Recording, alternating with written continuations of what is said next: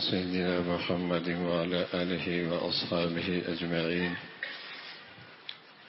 أما بعد، كان رسول الله صلى الله عليه وسلم حريصا على تربية نسائه. پیارے رسول صلی اللہ علیہ وسلم کی مبارک سیرت، مبارک زندگی اور آپ کا زندگی کا وہ پہلو جس کا تعلق ازواجی زندگی سے ہے، گھریلو زندگی سے ہے، میاں بیوی کی زندگی سے ہے. پہلی صورت ہم نے وہ ذکر فرمائی جس میں اللہ کے نبی صلی اللہ علیہ وسلم نے اپنے گھر میں محبتوں کو اور آپس کے اعتماد کو اور آپ کی آپس کی خوشگوار زندگی میں اضافہ اور اس میں اور زیادہ بڑھوتری اور ترقی کیسے ہو، وہ آپ علیہ الصلوۃ والسلام کا تذکرہ ہماری پہلی نشستوں میں آیا کہ آپ علیہ الصلوۃ والسلام ہنستے بھی تھے، مزاح بھی کرتے تھے، لطائف بھی سنایا کرتے تھے، دل جوئی بھی فرمایا کرتے تھے، مدد بھی فرمایا کرتے تھے، وقت بھی دیا کرتے تھے، تعریف بھی فرمایا کرتے تھے، اور اپنے گھر والوں کے احساسات کا خیال کرتے ہوئے صفائی نظافت کا بھی خوب اہتمام فرمایا کرتے تھے. ان سب چیزوں کے ساتھ ساتھ آپ علیہ الصلوۃ والسلام آپ اپنے گھر والوں کی، اپنی خواتین کی تربیت بھی فرمایا کرتے تھے. مزاح بھی تھا، محبت بھی تھی، شفقت بھی تھی، ہنسی مذاق بھی تھا، مناسب دلجوئی کے لیے لطائف بھی تھے. یہ سب چیزیں تھیں، لیکن ساتھ ساتھ آپ علیہ الصلوۃ والسلام اپنے گھر والوں کی تربیت سے کسی لمحے غافل نہیں تھے. اور سچی بات یہ ہے کہ اگر منکر داخل ہو جائے نا، گناہ داخل ہو جائے، تو یہ منکر اور گناہ یہ خود محبتوں کی دشمن ہے. اللہ کی نافرمانی اگر گھر میں برداشت کر لی جائے نا، یہ خود محبتوں کی دشمن ہے. پھر کوئی بھی اس گناہ کی نحوست سے ایسا ہو جائے گا کہ محبتیں نفرتوں سے بدل جائیں گی. اس لیے کہ جہاں جراثیم ہوتے ہیں وہاں مکھیاں آتی ہیں نا، وہاں بیماریاں آتی ہیں. جہاں جراثیم ہوں گی وہاں مکھیاں بیماریاں آئیں گی. جہاں گناہ ہوں گے وہاں شیاطین ہوں گے، اور جہاں شیاطین ہوں گے وہاں دل ٹوٹیں گے. جہاں شیاطین ہوں گے وہاں دل ٹوٹیں گے. جہاں نجاست ہوتی ہے، گندگی ہوتی ہے، مکھیاں ہوتی ہیں، بیماریاں ہوتی ہیں. جہاں گناہ ہوں گے وہاں شیاطین ہوں گے. ان کی غذا ہے نا، ان کی غذا ہے. گناہ شیاطین کی غذا ہے، وہاں شیاطین آئیں گے. جیسے گندگی مکھیوں کی غذا ہے اور اس کا نتیجہ جراثیم ہیں، بیماریاں ہیں. ایسی جہاں گناہ ہوں گے وہاں شیاطین ہوں گے، اور جہاں شیاطین ہوں گے وہاں دل ٹوٹیں گے. شیطان کی سب سے بڑی کمائی ہے یہ کہ میاں بیوی کا دل خراب کر دو. وہ کبھی کبھی اللہ کے مقابلہ کرنے کے لیے سمندر پہ تخت لگاتا ہے اور اپنے کنندوں سے پوچھا ہے اپنی ذمہ داریاں کیسی بجا لائی. کارگزاری سنتا ہے، کارگزاری سنتا ہے. تو ہر ایک اپنی اپنے انداز سے کارگزاری پیش کرتا ہے. نماز چھڑا دی، تلاوت سے محروم کر دیا، فلاں کوتاہی کروا دی. ایک آتا ہے کہتا ہے میاں بیوی کے اندر لڑائی کا یہ کام ہے، سینے سے لگاتا ہے. یہ ہے آپ نے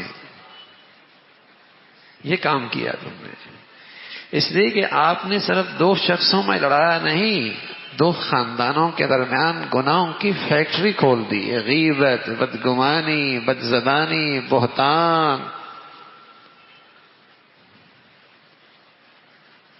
تو نے فیکٹری کھول دی گناہوں کی. اس سے وہ بڑا خوش ہوتا ہے.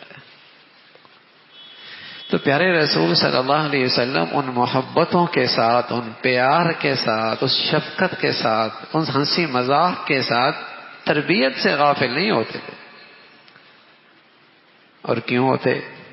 آپ نے ساری امت کے لیے بطور شوہر اور بطور زوج کے نمونہ بننا تھا. اور آپ علیہ الصلوۃ والسلام کا اپنا ارشاد ہے کہ دیکھو الا کلکم راع، تم میں سے ہر شخص ایک ذمہ دار ہے. وکلکم مسئول عن رعیتی، ہر ایک سے اپنے ماتحتوں کے بارے میں باز پرس ہوگی. حاکم سے، سربراہ سے، اس کی قوم سے، اس کے ماتحتوں سے، اس کی رعایا کے بارے میں سوال ہوگی. اور والرجل راع علی اہل بیتہ وہو مسئول عنہم، اور اسی طرح شوہر اس سے بھی اپنے ماتحت اور اپنے گھر والوں کے بارے میں بات پرس ہوگی. شوہر کی ذمہ داریوں میں داخل ہے، فرائض میں داخل ہے کہ گھر میں اتنا ماحول ضرور دے دے کہ وہاں گناہ کرنا مشکل ہو جائے، نیکی کرنا آسان ہو جائے.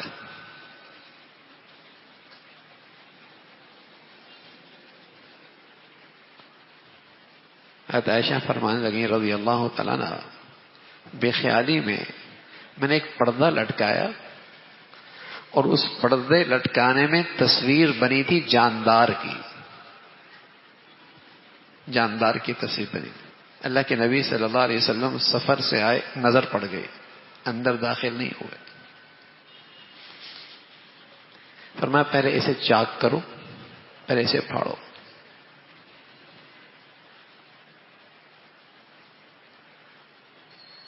جیسے ہم زہر کا اثر جانتے ہیں نا،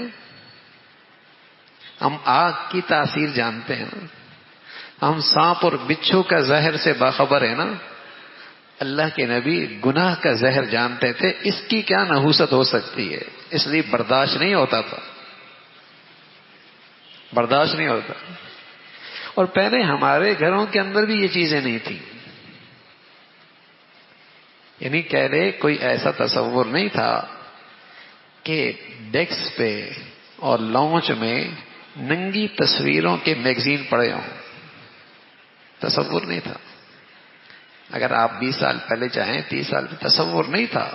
بیٹیاں ہیں گھر میں، بہنیں ہیں، ماں ہے، بیوی ہے، ایسی بےہودہ تصاویر کا تصور نہیں تھا. لیکن وہ سلو پوائزن کے ذریعے یہ گندگی دکھاتے دکھاتے اتنا عادی بن گیا کہ اب تو ہر نئے کپڑے کی خریداری کے ساتھ ایک نئی ایسی تصویر کا رکھنا ضروری ہے. اور پوری وہ بکس بنی ہوتی ہیں. اور مرد عورت کے ساتھ، عورت مرد کے ساتھ، باپ بیٹے کے ساتھ، بیٹی ماں کے ساتھ وہ تصویریں دیکھ رہی ہوتی ہے. یعنی اب بےہودگی کی انتہا ہے. اور مجال ہے ماتھے پہ بل آئے، کان میں جوں رینگے، لیکن شرم و حیا کا جنازہ نکل رہا ہوتا ہے. وہ سلو پوائزن کے ذریعے وہ گندگی ایسی پلائی گئی نا، اب یہ سب چیزیں نارمل ہو گئی ہیں. پیتے گئے، دیکھتے گئے، زندگی کا حصہ بناتے چلے گئے، ٹھیک ہو گیا. تو اللہ کے نبی صلی اللہ علیہ وسلم اپنے گھر میں وہ تصویر جو پردے پہ لٹکی ہوئی تھی، جاندار کی تھی، برداشت نہیں کی. فرمایا سے چاک کرو. حضرت عائشہ فرمانے لگی جب تک میں نے اسے ہٹایا نہیں آپ اندر داخل نہیں ہوئے. تو اللہ کے نبی صلی اللہ علیہ وسلم اپنے گھر کی تربیت سے غافل نہیں تھے. اگر گھر کے ماحول میں اور گھریلو عورتوں میں گناہ آتے ہیں تو اس میں مرد کی غفلت ہے، مرد کی کوتاہی ہے کہ اسے وہ ماحول نہیں دیا، وہ زندگی نہیں دی، وہ تعلیم نہیں دی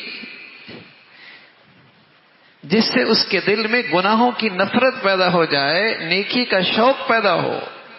وہ ماحول ہی نہیں گھر میں بنایا.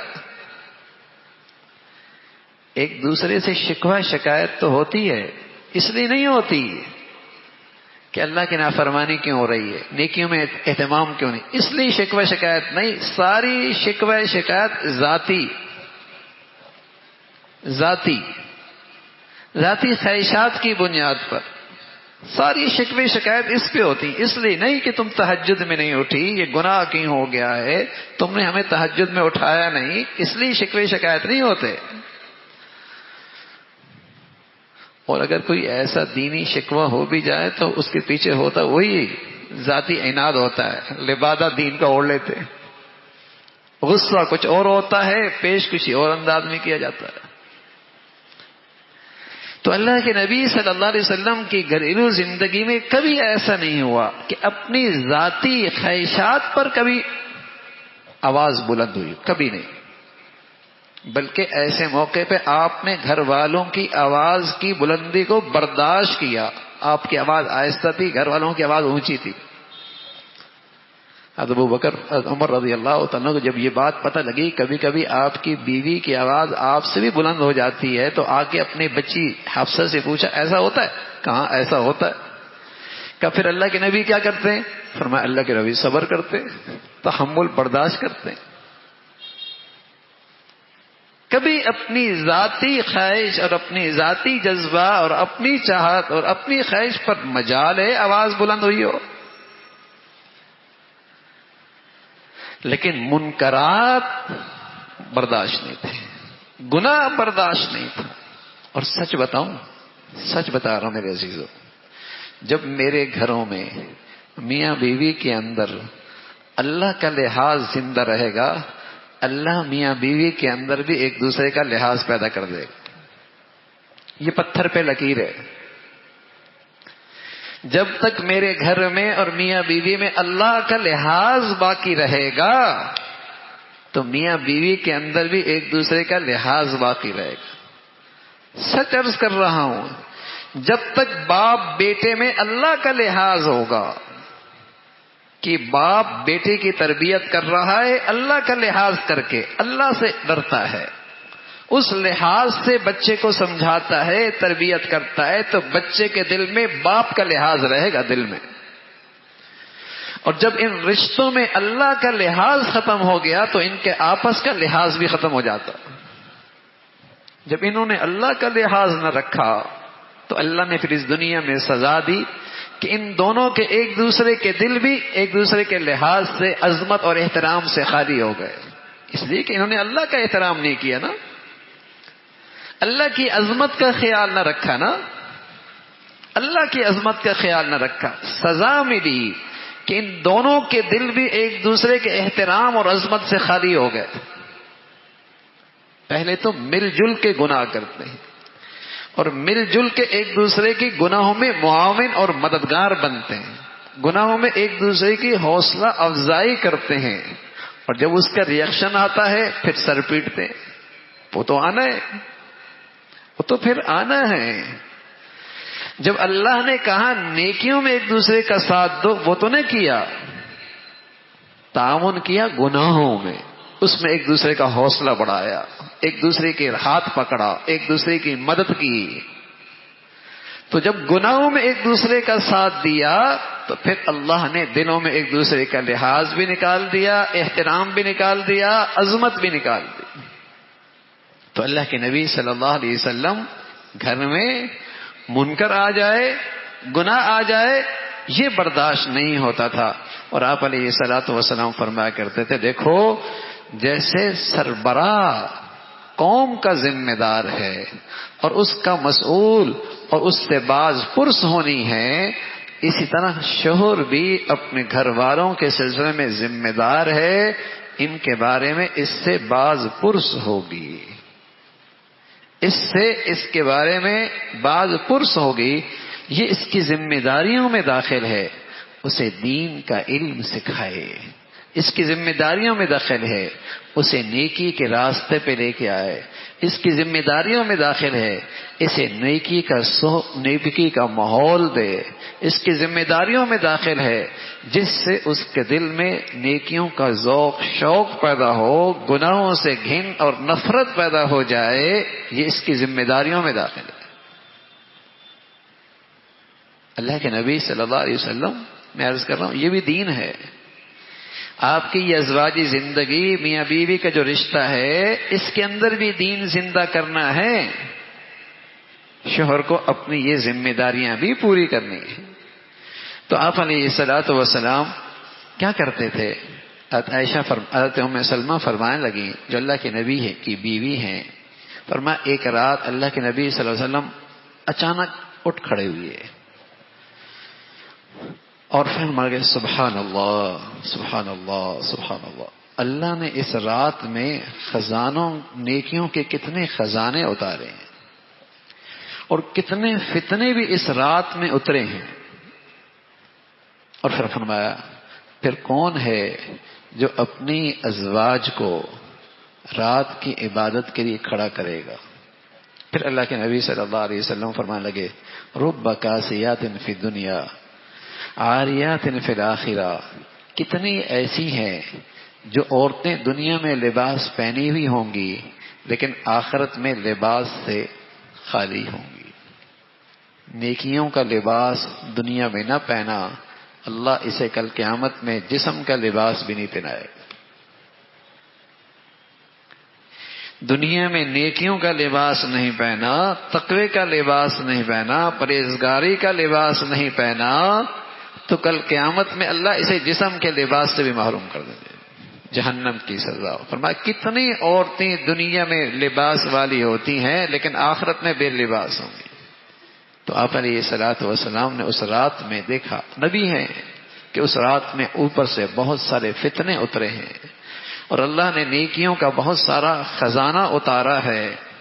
تو اس موقع پہ غفلت نہیں ہونی چاہیے، اللہ کی طرف رجوع کرنا چاہیے، اور آپ نے اپنے گھر والوں کو اس کے لیے کھڑا فرمایا۔ اور خاص طور پہ عائشہ فرمانے لگی آپ علیہ الصلوۃ والسلام جب آخری عشرہ رمضان کا داخل ہوتا تو آپ اپنا تہمن کس لیتے، اپنا تہمن کس لیتے اور پوری راتیں نیکیوں سے زندہ رکھتے، اور ساتھ ساتھ وَأَيْقَظَ أَهْلَهُ اپنے گھر والوں کو بھی بیدار فرمایا کرتے، خود بھی نیکیوں میں مشغول ہوتے اور اپنے گھر والوں کو بھی نیکیوں میں مشغول رکھتے۔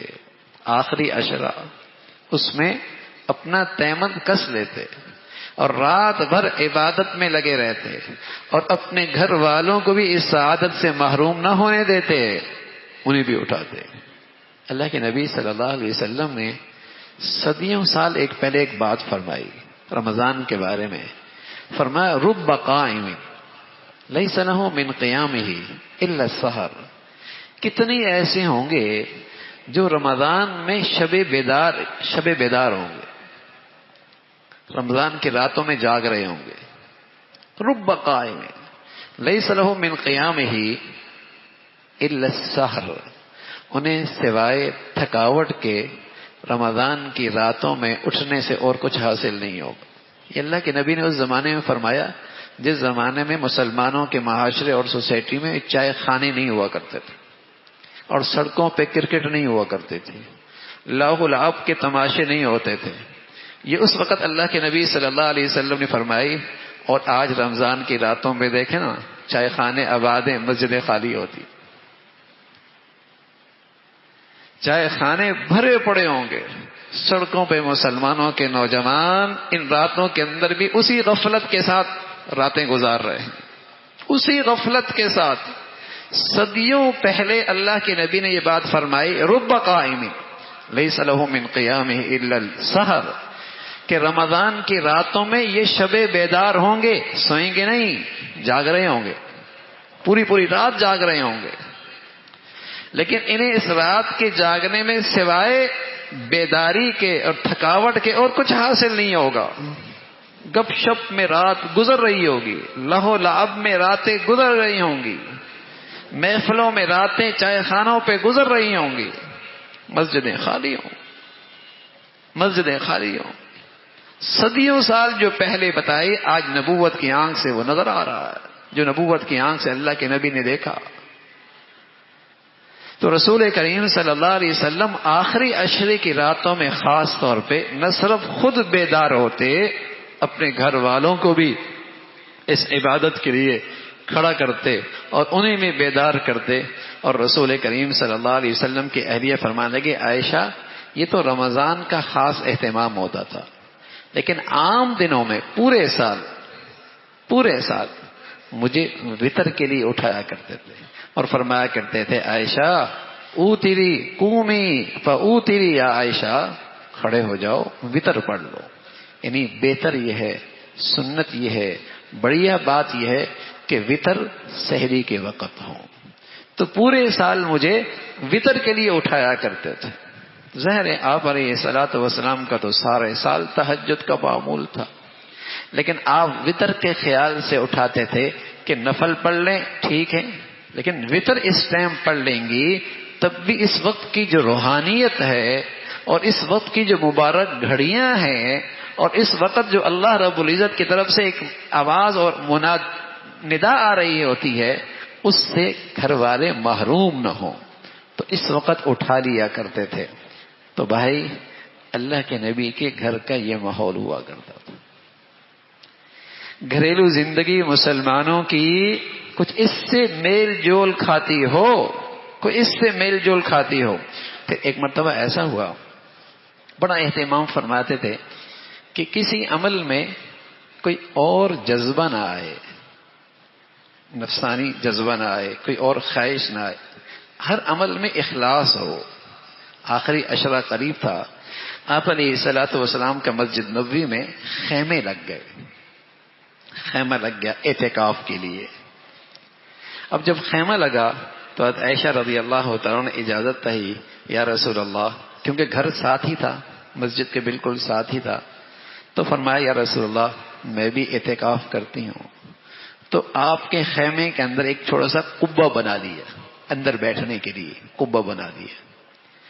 تو انہوں نے جب قبہ بنایا تو اتنے میں دوسری اہلیہ حضرت حفصہ کو پتہ لگا، وہ بھی آ گئیں اور انہوں نے بھی اپنا قبہ بنا دیا کہ میں بھی اعتکاف بیٹھوں گی.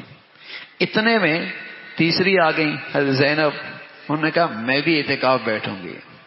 اللہ کے نبی صلی اللہ علیہ وسلم کو خیال آیا کہ یہ اس لیے نہیں بیٹھ رہی، یہ تو اس لیے بیٹھ رہی کہ ان کو غیرت آ رہی ہے کہ یہ اللہ کا قرب پائی تو میں کیوں نہ پاؤں، یہ قرب پائے تو میں کیوں نہ پاؤں. اخلاص میں کمی آ جائے گی، اعتکاف کا مقصد حاصل نہیں ہوگا. اعتکاف تو صرف اللہ کو راضی کرنے کے لیے ہے. یہ تو سوکنوں کی غیرت لگ رہی ہے اور میرا قرب پانے کے لیے ایسا کر رہی ہیں. آپ نے فرمایا میرا خیمہ بھی اکھاڑ دو، ان کے قبے بھی ختم کر دو. اس سال آخری عشرے کے اندر ہم اعتکاف نہیں بیٹھیں گے. پوری زندگی آپ آخری عشرے میں اعتکاف بیٹھے ہیں، سوائے اس دفعہ کے آپ اعتکاف نہیں بیٹھے. پھر آپ نے اس کا کفارہ کیا، آپ شوال کے 10 دن آپ مسجد میں اعتکاف بیٹھے اور پھر جب دوسرا رمضان آیا آپ 20 دن رمضان میں اعتکاف بیٹھے. لیکن آپ علیہ الصلوۃ والسلام نے اپنے گھر والوں کی تربیت کیسی فرمائی؟ دیکھو نیکی جو بھی کرو خالص اللہ کو راضی کرنے کے جذبے سے کرو، اس میں ملاوٹ نہیں آنی چاہیے. نیکی جو بھی کرو اس میں خالص اللہ کو راضی کرنے کا جذبہ موجود ہو، اس میں ملاوٹ نہیں ہونی چاہیے. تو آپ علیہ الصلوۃ والسلام نے اس انداز سے اچھا سب کے اکھاڑ دیتے، خود رہ جاتے، سب خفا ہو جاتی. تو اپنی بھی قربانی دی اور آئندہ سال پھر اس کا ازالہ کیا. 2 کو منع کر دے 1 کو رکھ لیتے، یہ بھی نہیں کیا. مساوات بھی رکھی لیکن ساتھ ساتھ رسول کریم صلی اللہ علیہ وسلم نے تربیت بھی فرمائی. اس انداز سے سب کو موقع دیا. آپ علیہ الصلوۃ والسلام اپنی اہلیہ کو اور اپنے گھر والوں کو اذکار سکھایا کرتے تھے، ذکر سکھایا کرتے تھے. ایک مرتبہ فجر کی نماز پڑھ کے نکلے تو ایک اہلیہ کے پاس سے گئے اور وہ حضرت سودا تھی، حضرت جویریہ تھی، وہ بیٹھے اپنے مصلی پہ ذکر کر رہی تھیں. پھر اللہ کے نبی صلی اللہ علیہ وسلم چاشت میں ان کے پاس آئے تو پھر بھی اب تک ذکر کر رہی ہیں. آپ علیہ الصلوۃ والسلام نے فرمایا میں تمہارے پاس سے گیا ہوں نا تو میں نے 4 کلمات 3 مرتبہ پڑھے ہیں. 4 کلمات ہیں اور 3 مرتبہ پڑھے ہیں اور وہ یہ ہیں سبحان اللہ و بحمدہ عدد خلقہ ورضا نفسہ وزینۃ عرشہ ومداد کلماتہ. یہ 4 کلمے ہیں اور میں نے 3 مرتبہ پڑھے.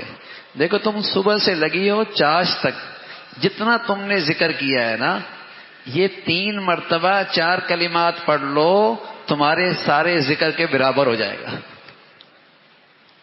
تھوڑے وقت میں نفع زیادہ، تھوڑے وقت میں کمائی زیادہ. تو یوں رسول کریم صلی اللہ علیہ وسلم اپنے گھر والوں کو ایسے اذکار بتایا کرتے تھے، ایسی تعلیم دیا کرتے تھے کہ تم صبح سے بیٹھی ہو، چاشت ہو گیا ہے، ہم تم ایک ایسا ذکر پڑھتے ہیں کہ اللہ کی حمد و ثنا ہو کتنی، جتنی اللہ کی مخلوق ہے، کتنی اللہ کی حمد و ثنا ہو جتنا اللہ چاہتا ہے. اللہ کی حمد و ثنا کتنی، جتنا عرش کا وزن ہے. کتنی اللہ کی حمد و ثنا، فرما اتنی جتنی اللہ کی تعریف ہے. اللہ کی تعریف لامحدود ہے. اتنا اللہ کی حمد و ثنا ہو. تو مختصر سے کلمات میں بڑا مفہوم، بڑا مضمون موجود ہے. یوں رسول کریم صلی اللہ علیہ وسلم اپنے گھر والوں کی تربیت فرمایا کرتے تھے. اللہ رب العزت بھائی عمل کی توفیق نصیب فرما دے.